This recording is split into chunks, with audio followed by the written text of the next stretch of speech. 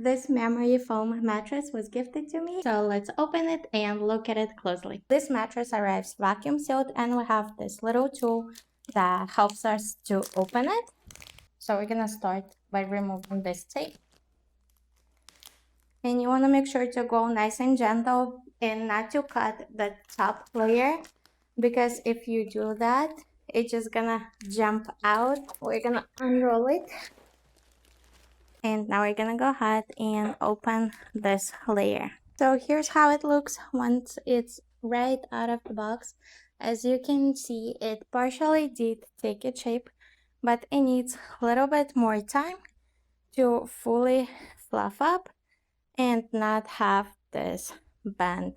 It is 8 inches tall, medium firmness, and what's very nice about this specific mattress is that it has cooling memory foam inside.